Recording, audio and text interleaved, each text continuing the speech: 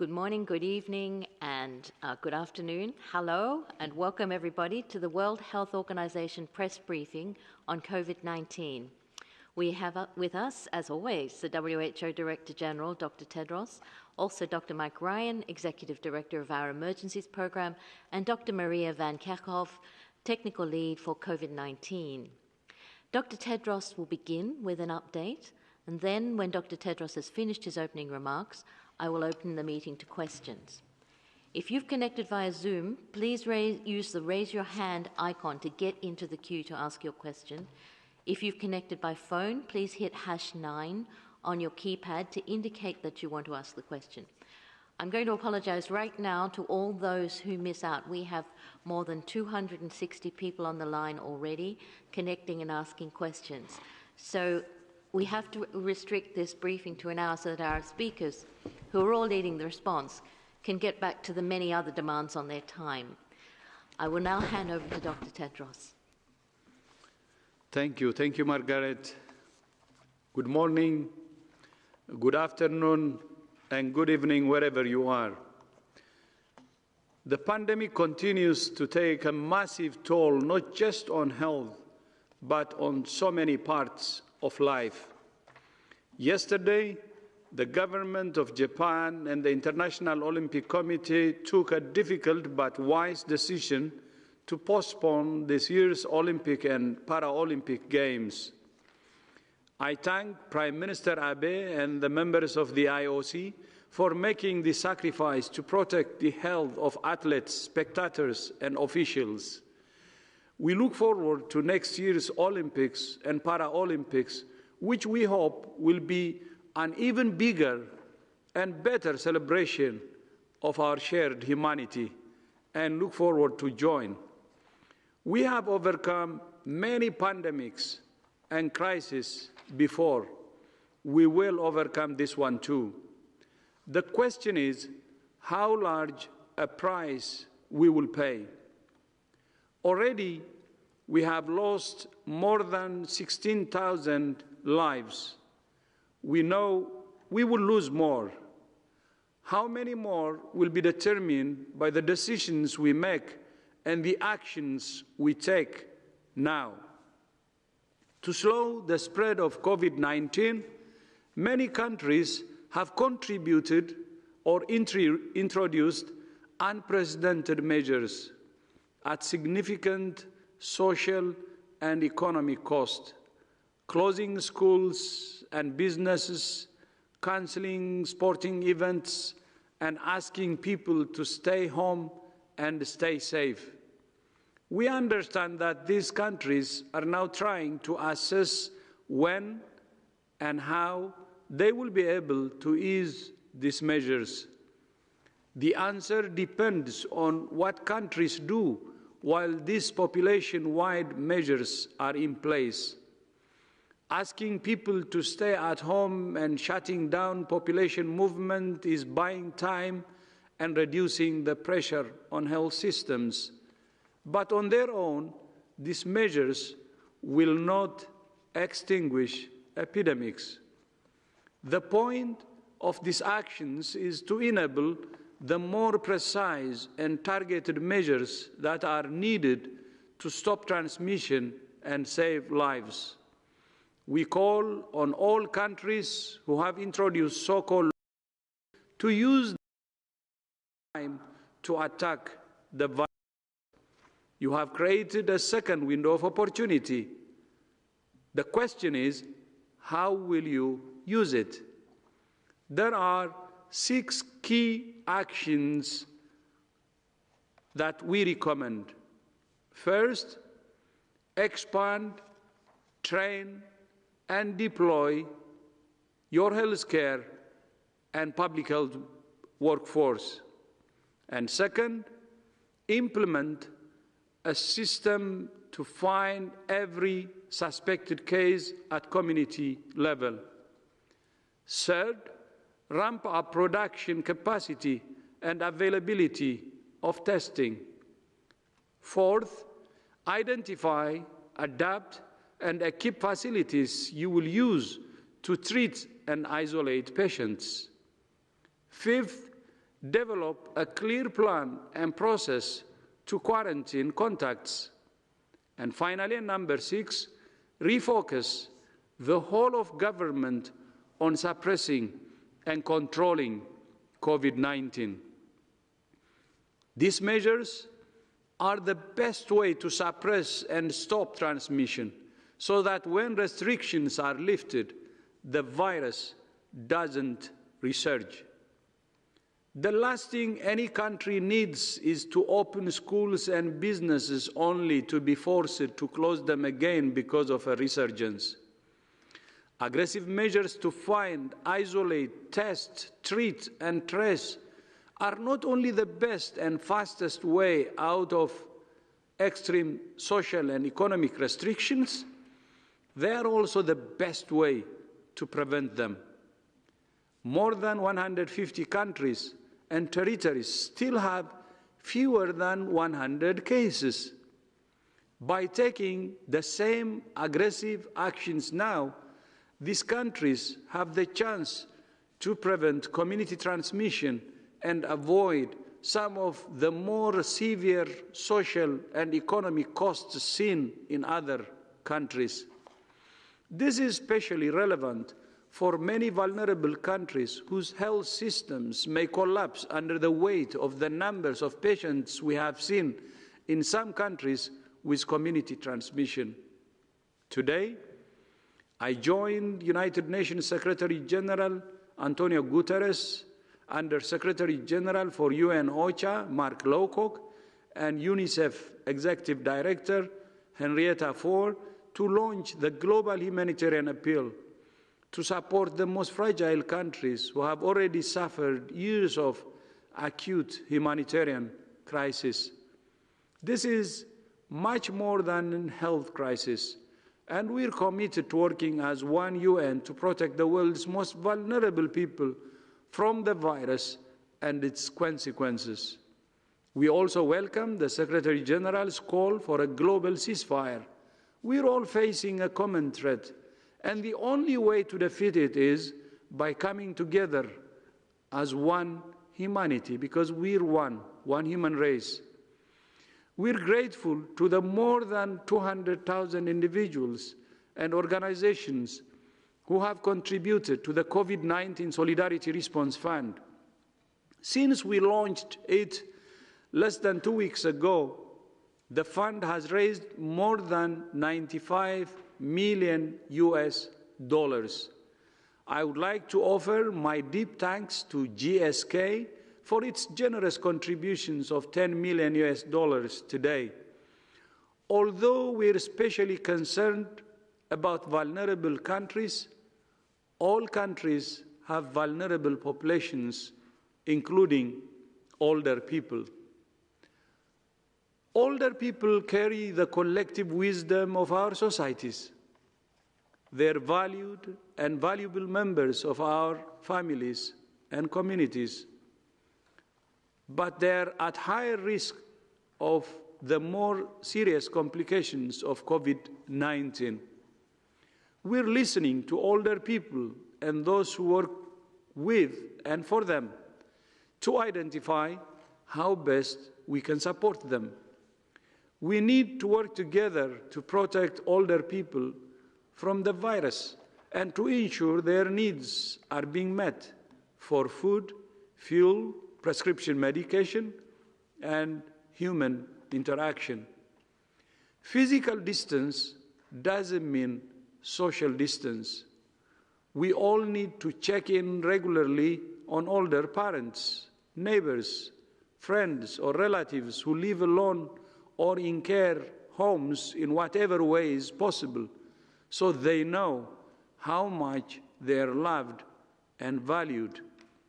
All of these things are important at any time, but they're even more important during a crisis. Finally, the COVID-19 pandemic has highlighted the need for compelling and creative communications about public health. Last year, WHO announced our first Health for All film festival. The volume, quality, and diversity of interests far surpassed our expectations. We received more than 1,300 entries from 110 countries. And today, we're announcing a short list of 45 excellent short films about vital health topics. We're also announcing a distinguished panel of jurors who will judge the shortlist, with the winners to be announced in May. We will be showing all the shortlisted films in the coming weeks on our website and social media channels. In these difficult times, film and other media are a powerful way not only of communicating important health messages, but of administering one of the most powerful medicines, hope. I thank you. Thank you, Dr. Tedros. We'll now open the floor to questions. As I mentioned before, little housekeeping. If you've connected via Zoom, please use the raise your hand icon to get in the queue. If you've connected via phone, please hit #9 on your keypad. Please restrict your questions to one question. Please try to keep them as short as possible because there are so many people who need to ask their question. In fact, we had so many questions left over from Monday. I'm now going to read a question from Simon Ateba because he has been waiting, I think, 3 times to ask this question. I cannot see him in the queue, so I'll read it out for you, Simon. Simon, I hope if you're there on Twitter, you can hear this question. So this is from Simon Ateba from Today News Africa. Simon asks Dr. Tedros, the coronavirus pandemic is fast spreading across Africa and is threatening to overwhelm our weak healthcare system. The Center for Global Development in Washington, D.C. is warning that if developed countries do not support Africa today, this pandemic will not be defeated. What type of concrete assistance can WHO drive to assist Africa now before it's too late?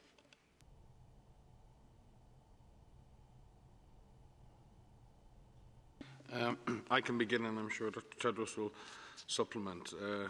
WHO has country offices in every country in Africa, and our country representatives and the teams there have been supporting countries for many, many years.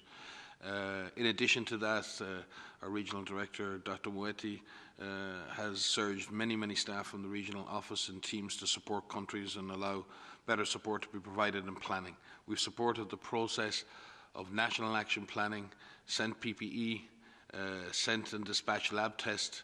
We've worked with the African CDC to train lab technicians from all over Africa, and we're currently working on increasing all of the capacities in surveillance, in clinical management, and trying to work to provide more support in terms of supply chains.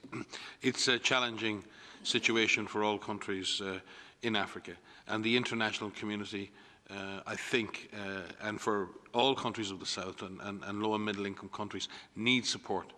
And the North must, while dealing with a massive crisis in its own regard, must move to protect the South, because nobody is safe until we are all safe.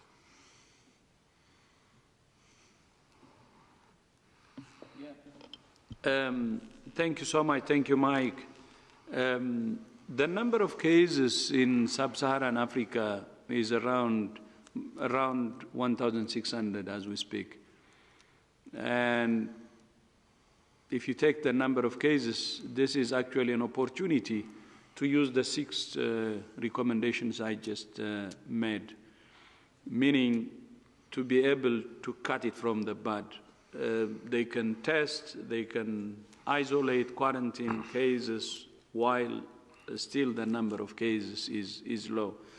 So the first thing is they should believe that this thing is in their hands. They can do something to stop it as early as possible.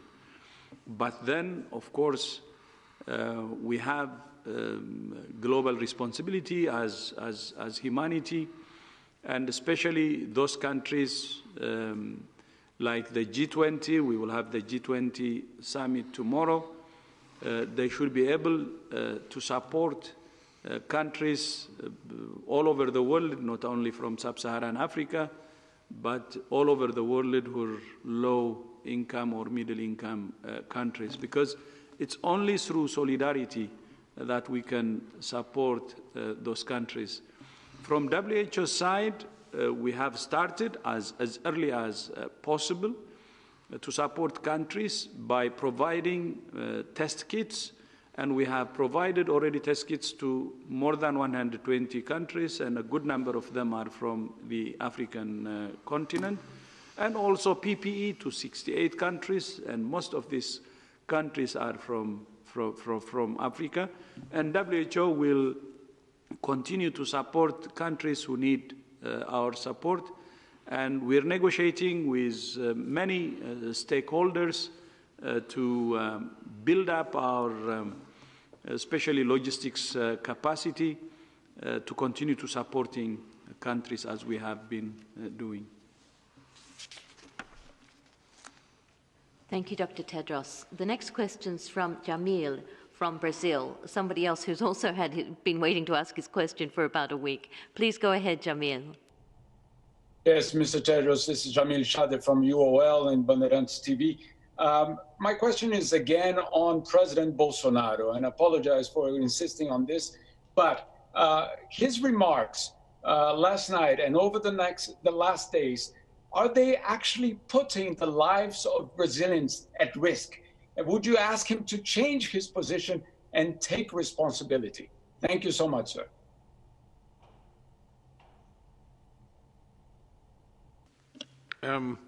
I think we've spoken on this issue and issues like this before. We trust that all governments will take the appropriate actions that manage the public health risks here, which are real, but we also understand the terrible dilemmas that countries face in protecting economies and social systems. But we must focus first on trying to stop this disease and saving lives.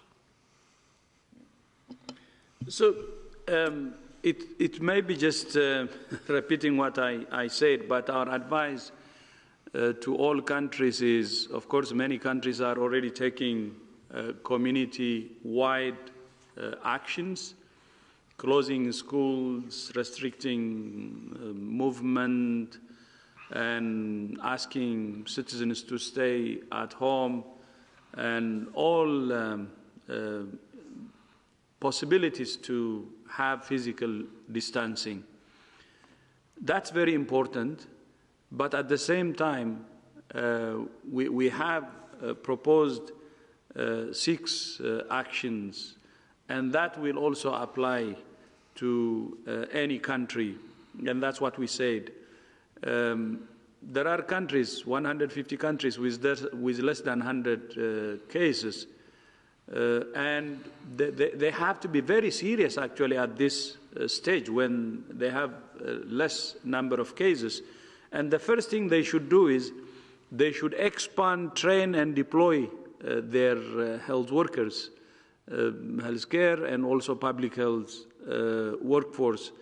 And they should implement a system-wide approach to find suspected cases at community level. And this is for all countries, even countries with no cases. We have some countries who have not reported cases.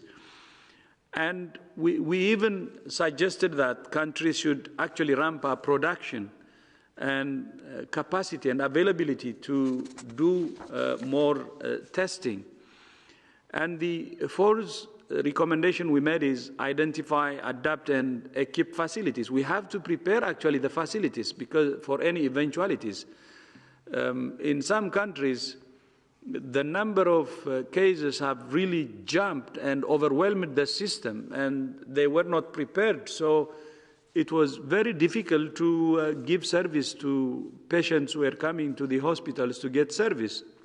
So preparing the system is very important for any country, including those countries who haven't reported cases, or countries who have reported less than 10 cases, or countries who have reported less than 100 cases, or more than 100 cases, or 1,000 cases.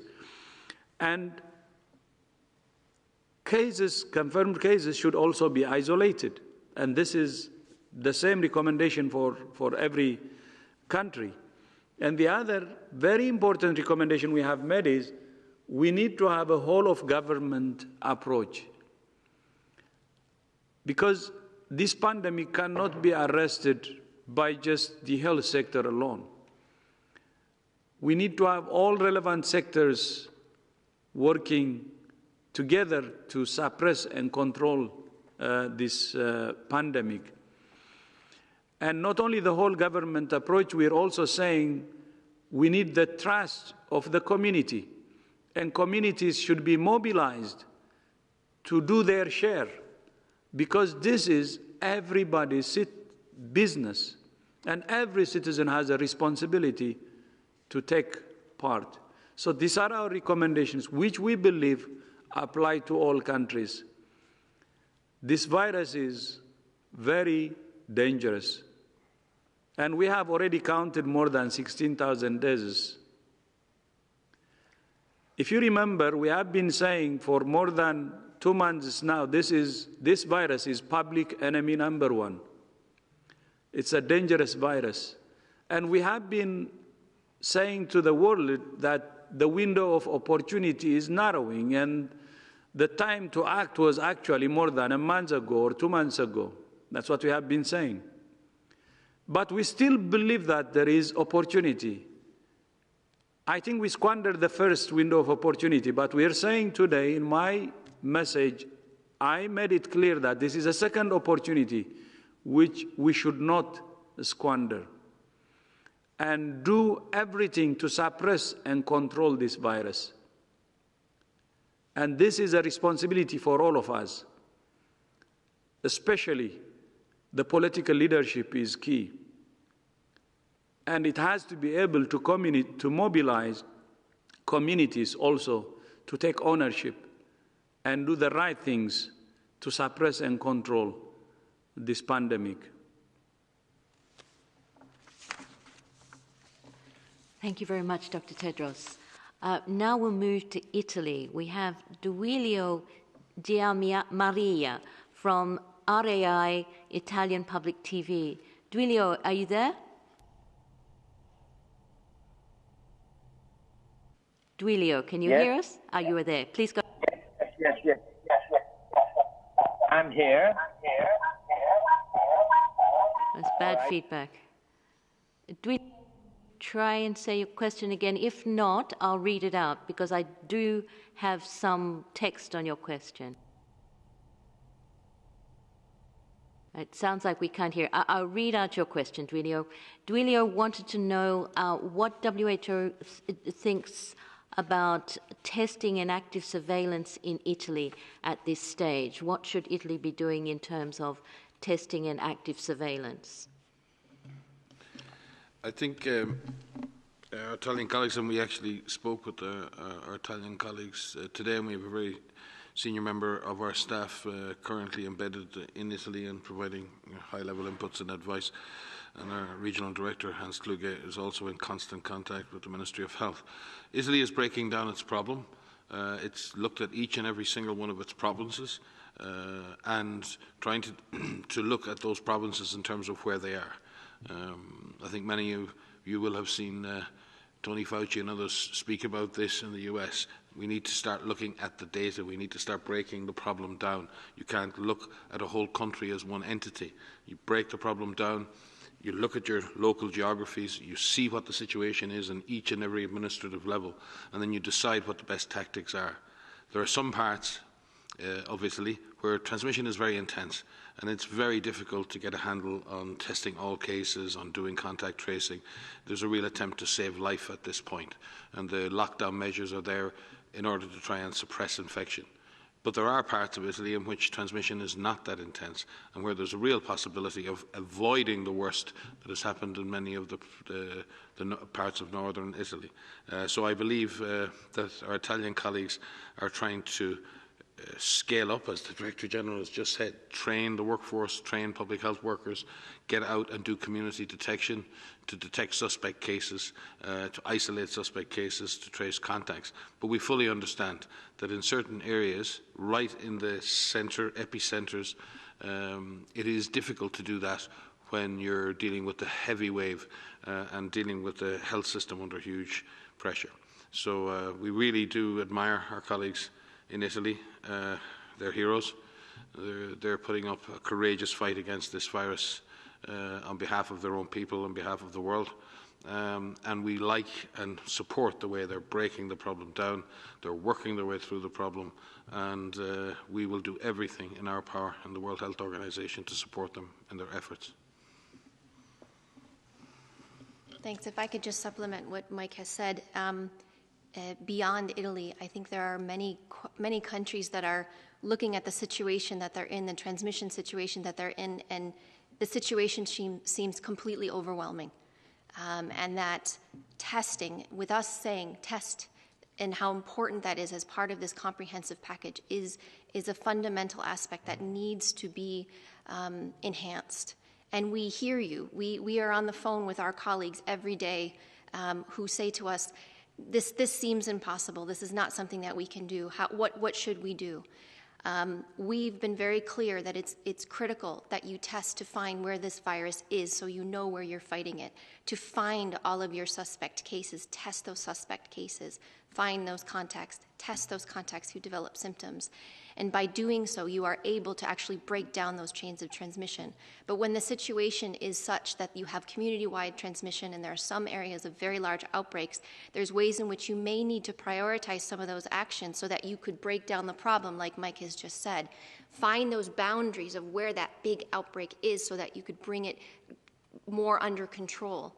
And in taking those making those tough decisions temporarily will help you, bring you back to being able to actually find all those suspect cases. As the Director General has said, these so-called lockdown measures that many countries have implemented, and more we're hearing about countries implementing these so-called lockdown measures, this is buying you a little bit of time. And that time needs to be used appropriately. And that time must be used to build up again your workforces to be able to find those cases, to be able to break down a much larger problem into something that becomes more manageable. We have guidance that we have on our website which works through with all countries, which transmission scenario you may be in, outlines some of the considerations that you may need to take if you're in large clusters of cases, or if you're in community transmission, with the overall aim of bringing you back from community-level transmission to clusterings of cases down to individual chains of transmission so that that transmission can be suppressed and you can bring those outbreaks under control. We hear you. We understand that this is overwhelming in many cases, but there are things that you can do to suppress and slow transmission and save lives.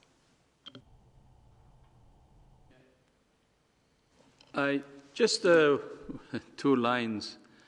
The commitment of the Italian government is really, really incredible. And we can see on the ground how it's moving now. And not only that, the cooperation from the citizens of the country, from Italy, is also amazing. And I think this will bring result, and that's what WHO believes. And as Mike said, we will do everything to support. And there are some good signals now. We had a discussion with some of the senior experts from Italy today, and we hope this positive signal and progress will continue. But I am really happy to see that Italy is doing all it can. Thank you, Dr. Tedros. The next question is from Catherine Fiancan Bakonga, pardon. Sorry, Catherine. Catherine, can you hear me? Yes. Do you hear me? Yes, please go ahead. Okay. Good afternoon, Dr. Tedros, Mike, and Maria. My question is relating the testing. As people and most of the countries are saying that conventional equipment is not available, does WHO advise them to turn to tech as an innovation, as South Korea is doing, by using interactive websites, apps that permits self-diagnosis, backtrack movements of infected persons. And for that, are you actively collaborating with ITU? If it's the case, could you please elaborate a bit like that, on that? Thank you.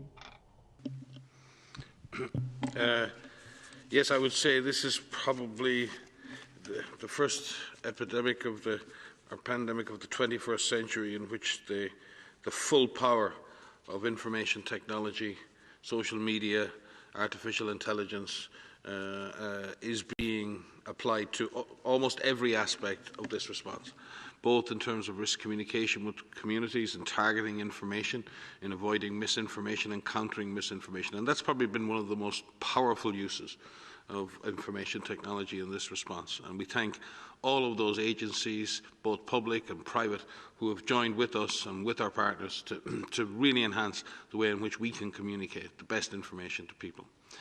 Beyond that, there are a huge number of collaborations around surveillance applications, modelling, predictive modelling, analytics, in decision support tools, and many of these other applications.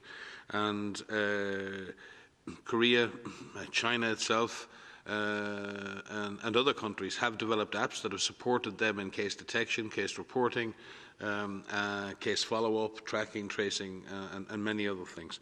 And we ourselves have deployed our GoData platform, which is a platform for contact tracing and follow-up and linking to lab results to over 50 countries now. And there are other IT applications like epidemic intelligence from open sources, which we use. We've built that over the last 5 years with a consortium of international partners, which tracks electronic information in multiple languages from all over the world using AI engines, and it allows us to stay one step ahead in terms of information around the virus and other epidemics around the world. We are working with the ITU. Our Chief Information Officer, Bernardo Mariano, is coordinating a huge partnership across the world with many institutions, including the ITU, to develop the best possible solutions. There is a tremendous amount of innovation, a huge amount of enthusiasm, but we need to turn that innovation and enthusiasm in a really structured way into products that work for frontline workers, that work for frontline systems. And that's what we're in the process of doing now. We do always have to have in the back of our minds, especially when it comes to collecting information on individual citizens or tracking their whereabouts or movements, that there are always very serious data protection, human rights and principles that are involved. And we're very, very cognizant of that, and we want to ensure that all products that are developed are done in the most sensitive way possible, and that we never step beyond the principles of individual freedoms, rights for individuals and for society. But yes, there are tremendous amount of collaborations ongoing. I could probably speak about this for a lot longer, and maybe Maria might want to speak about the modelling work and predictive analytics and other work that we're doing specifically. But again, I would just like to thank our partners from all over the world, and the power of innovation, the power of ideas. And we've had ideas for apps from people as young as 14 or 15, from individuals, from small startup companies, from huge globally based companies. It's been the most outstanding and most amazing outpouring of support and collaboration that I have seen in my career. Just to add a couple of things, what we've seen, particularly in this pandemic, but we've seen in other epidemics, the use of telemedicine. So many people who need care, who can't go to hospitals right now or can't go to their regular routine appointments, are utilizing telemedicine and having interactive chats and conversations with their doctors so that they continue to have care from the comfort of their home without having to go into a healthcare facility. And we're seeing the application of that across many different types of medicine. We're seeing innovative ways in which children and university students can continue their education, even though we have a large number of children and young adults who are out of school right now because of this pandemic. There's interactive ways in which they're continuing their education and learning through this pandemic, even if they're not physically in school. We see interactive ways in which technology is helping us do trainings. Where we can't do face-to-face trainings because we're not able to move around the globe, we're finding ways in which we can provide these materials either online through our Open WHO platform, where we have more than 500,000 people, up to 600,000 people who've enrolled in our courses in more than 24 languages. But we're also using technology to find more interactive ways to have one-on-one conversations with those frontline workers to answer and work through some of those very difficult questions that they may be having as they treat patients or care for patients or set up treatment units, et cetera. And we're also using technology in many different ways for these predictive analytics that Mike has mentioned. We work with a large number of modelers, you've heard me say this before, to work through scenarios, to work through predictions. But of course, these predictions are not realities. And so what is important is that we take all of these measures that we've been outlining from the start to make sure those predictions do not become realities. And lastly, technology and IT and apps have completely changed the way we think of social distancing. We're saying physical distancing now because we're actually talking about separating physically people, but keeping them socially connected. And we have ways in which we can do this now like we've never had before. So we keep people connected so that they feel that they're still part of this and we're all in this fight together, even while keeping them physically apart. Thank you very much, Dr. Van Kerkhove. The next question is from Ankit Kumar from India Today. But before Ankit comes on, I'd like to remind everybody to use the raise your hand icon and to apologize for saying #9, it's *9 on your keypad for your telephone. Ankit, are you there? Can you go ahead with your question? Thank you, Margaret. Good evening, everyone. My name is Ankit Kumar. I represent India Today and Ask Doug. In India, there is 3 weeks long lockdown, which means 1.3 billion people are currently inside their homes right now. But we keep hearing about a possible second and a third possible wave of outbreak in near future. A country like India cannot afford many such lockdowns after this one ends. What is WHO's best advice to Indian policymakers, what they must do during this lockdown to ensure that there isn't an outbreak and such a lockdown again in near future? Also, if you could please tell us how far are we from a possible vaccine or a medicine? Thank you very much. Thank you, Mr. Kumar.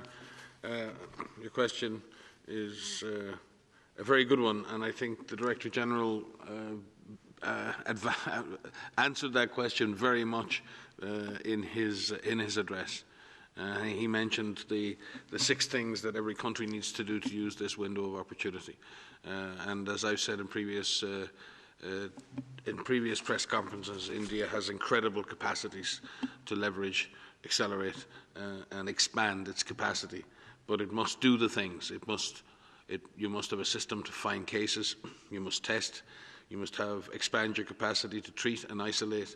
You must be able to quarantine your contacts, and you must bring an all-of-government approach to the response. And if those things are put in place, and I know they are being put in place, but if we can accelerate that, and India is a vast country, you could never look at India just as one single entity from an epidemiologic perspective. And if you remember, those of you who in India who were involved in the process, India got rid of polio by breaking it right down. India got rid of polio by breaking it down to the village level, all the way through the system.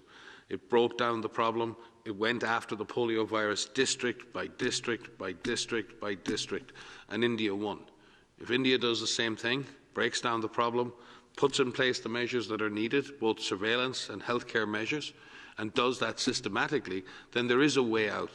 There is a transition from lockdowns into a public health-driven response in which people don't have to stay locked in their homes for more time than is absolutely necessary. Without implementing the necessary measures and without putting in place those protections, it's going to be very difficult for countries to exit, and when they do, they may have resurgence. And I think that's the challenge now. We have time. Very little, as the Director General said, a second, but small window of opportunity. What countries do today, tomorrow, the next day, is what's going to matter. If I could add to that, so we have seen countries that have gone through these so-called lockdowns, have gone through these public health measures and distancing measures, and we need to learn from all of these countries who have applied these measures at different levels of intensity. We know what measures were taken in China, and in particular in Wuhan and in Hubei, and we know that these measures are being lifted now. And the reason that they can be lifted is because these systems are in place to actually quickly identify and isolate any cases that are that pop up. And now what we're seeing in China is we're not seeing cases, indigenous cases that are being locally transmitted. We're seeing new importations. There are more importations that are going into China than are actually being detected from local transmission. We haven't had local transmission, I think, in a number of days now. But what my point is bringing up China is saying they have looked at a staggering approach of lifting these measures. It wasn't all at once across the whole country. And in different parts of the country, they applied different intensities or levels of these measures. So it wasn't a total lockdown in all places across China. We know in Singapore they used a different approach. They did have some application of social distancing or physical distancing measures, but they didn't close their schools. And so it's really important for us to take the examples of all of these countries and look in detail about what they did as it relates to the epidemiology in their country and learn from them. And we are doing that now. We are taking very detailed looks at what every country is doing, what countries have done, and the levels of success that they have had. So again, we can come back and say, these are the things that really have worked. We know the things that we're telling you, these are the things that work. We know that they're incredibly difficult, but what we don't want is to get into a situation where you have a lockdown, then you lift it, then you have a resurgence, and then you have a lockdown, and you have this endless cycle. We need to break that cycle so that these measures that are put in place are temporary, and we know that these are incredibly difficult, and we thank you for playing your individual part in this outbreak. But we know that these things work. They are temporary. We will get through this, but those measures to find those cases, isolate those cases, find and quarantine your contacts, treating patients who require treatment is really, really critical. And I think for India, with 606 cases, I have already outlined the 6 steps. Doing that now will help India to stop from the virus spreading to more places or, getting bigger. And as Mike said, India has the capacity, and it's very important and good to see that India is taking early measures, and this will help you to suppress and control it as soon as possible before it gets serious. So it's very important, like what's happening now in India, which we really commend, to cut it from the bud when you only have 606 cases only.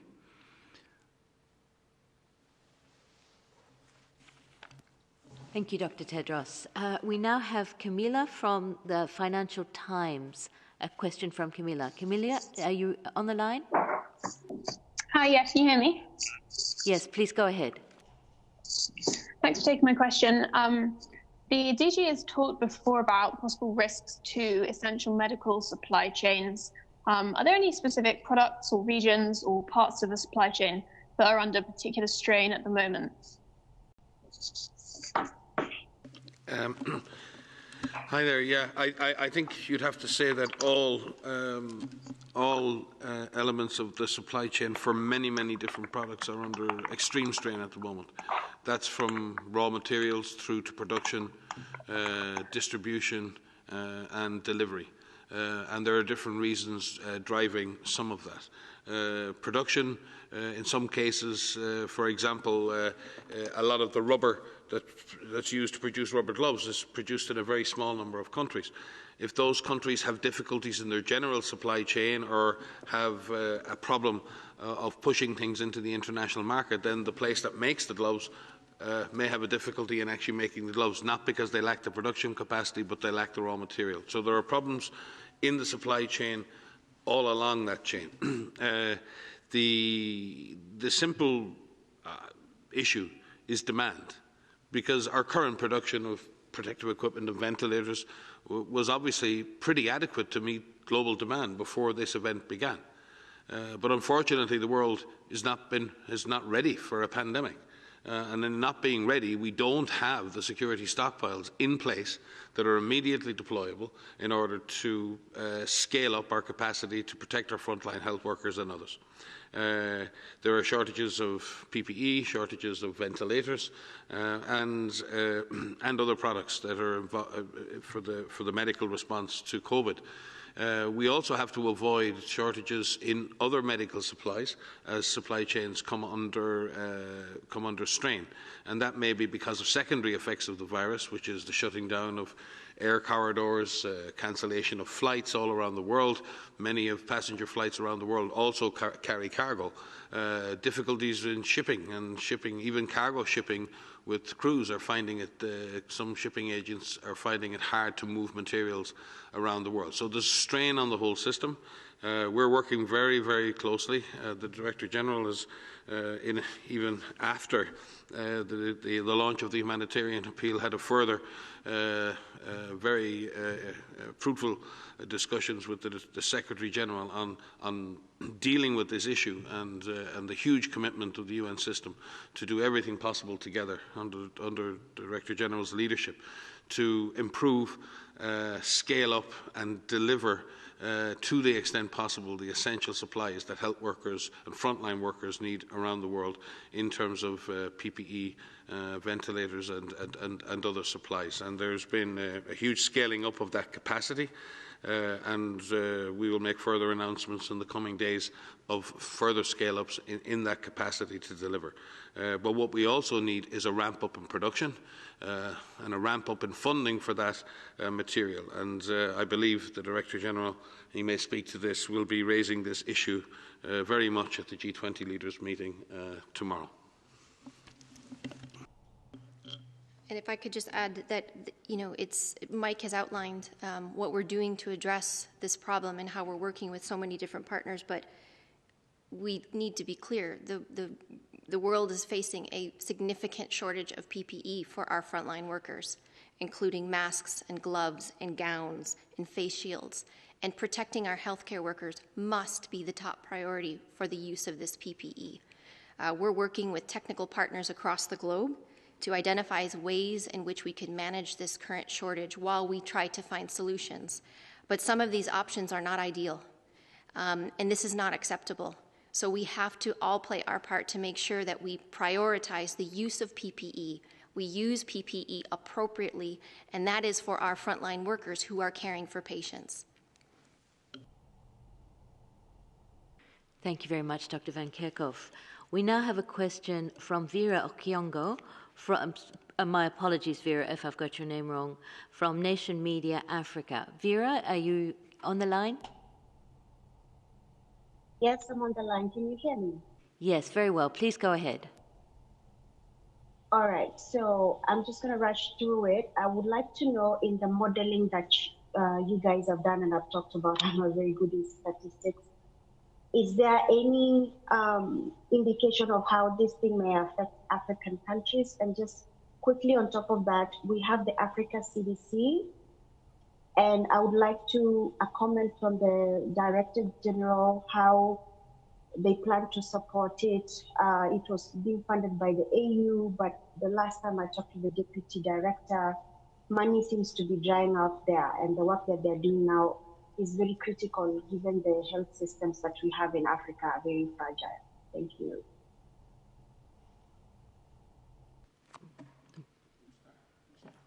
So I could start, and Mike will supplement. So I can start on the first part of that with the questions about the use of mathematical models to look at what may happen. So we are working with a number of groups that are looking at these types of scenarios in terms of using available epidemiologic information about how this virus is transmitted, the rate in which it has moved through populations in China and Italy and in other locations, to use those parameters, as we call them, to estimate what may happen in a new population in Africa, for example. And in using that information, you can estimate what case numbers and deaths may look like if we don't do anything, if we don't have any interventions. And some of those numbers are very high. Some of those numbers are quite scary. But what those models can also do is they can also look at what may happen as you implement certain interventions. And these are the interventions that we have outlined, which are public health measures, which are physical distancing measures, which are making sure that you have testing capacity improved and finding all of your cases. And when you look at those scenarios, those case numbers reduce. So that's what is important in those models. They also help us plan. They also help us estimate case numbers based on what level of severity they may have. If they may have mild infection, moderate infection, may be severe and require oxygen, may need ventilatory support, respiratory support. Those models help us estimate what kind of supplies we need, and we're using those right now to estimate what we would need to supply for countries. And so they've been very helpful. We can look at the country level, we can look at regional levels, and we're working with modeling partners to create tools that countries can use to help prepare. And just on Africa CDC, actually, the Director General and I spoke with John in Kengazan. John is the Director of Africa CDC, and in fact has taken on a role as a special envoy of the Director General and for COVID-19. Africa CDC is a very important institution in Africa. WHO supported its creation. Director General was one of its founding members before he took his role as Director General, and Dr. Chidi Moeti, our Director for the Regional Office for Africa, and John work very closely together to ensure that member states and countries in Africa get the best possible public health and health advice, inputs and support from both our organisations. We've worked together with the Africa CDC on training lab technicians in COVID-19 diagnosis from all over Africa. We've worked together on the distribution of laboratory tests, and we're currently working together with colleagues in China on the procurement and distribution of PPE across Africa. So I would characterise very strong operational, growing technical and operational relationship with our colleagues in the Africa CDC. And obviously, in future, WHO in itself is not a funding organisation, but we will always be advocating for the funding and support to strong African institutions that provide support all across the continent. And I'm sure through this response, one of the benefits, if there is anything to be seen in benefit at the moment, is we need to build stronger public health systems at subnational, at national and at global level. If any lesson is to be learned from the current pandemic, is that we need stronger public health systems, and we will work very hard with our Regional Office for Africa, with John at Africa CDC, under the leadership of the Director General, to deliver stronger public health and health systems on the African continent in the coming years. Thank you very much, Dr. Ryan. So the next question is from Dakuchi from Kyoto. We've only got time for two more questions, so I'd ask very much that you keep your question as short as possible. Dakuchi, are you there? You hear me? Yes, we can. Hello? Please go ahead. Yeah, hi, this is Tomohiro Deguchi with Kyoto, Japanese News Agency. Question to Dr. Ryan on the Tokyo Olympic Games. What was the advice that WHO have given to International Olympic Committee and Japanese government before they made the decision? Thank you.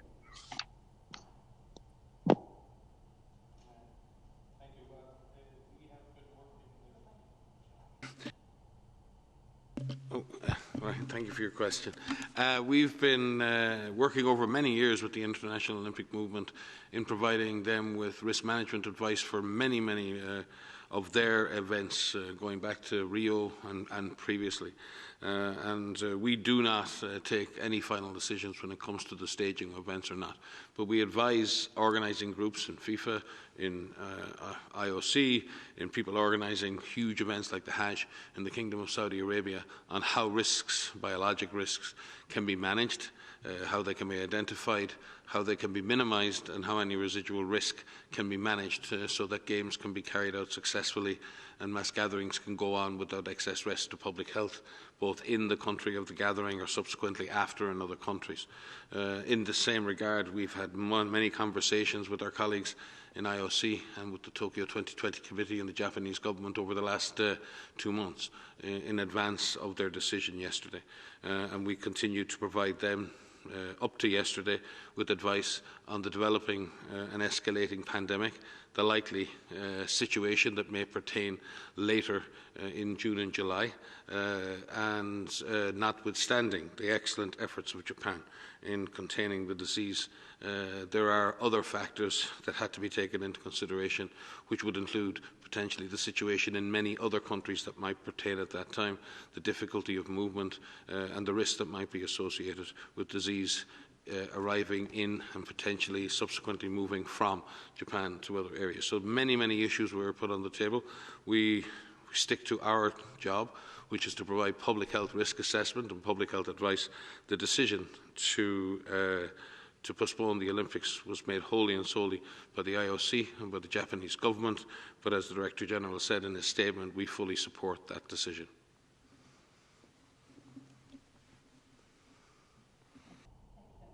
So, Dr. Ryan, so 2 of the people who were in the queue have put their hands down, but we have a question from Associated Press. Please go ahead.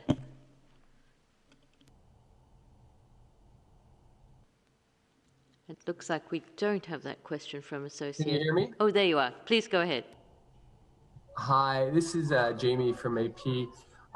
Just wanted to ask you very quickly, Dr. Tedros, about the tweeting that you did yesterday. You were pretty praiseworthy of President Trump's efforts, and I'm just wondering. You said he's doing a great job, and I'm just wondering, that President Trump has, from the beginning, sort of minimized the importance of this at the very start, and then is now talking about churches that might be packed in the United States come Easter time. How concerned are you about some of the decisions that he's making, or do you really think he's doing a great job across the board? Thanks.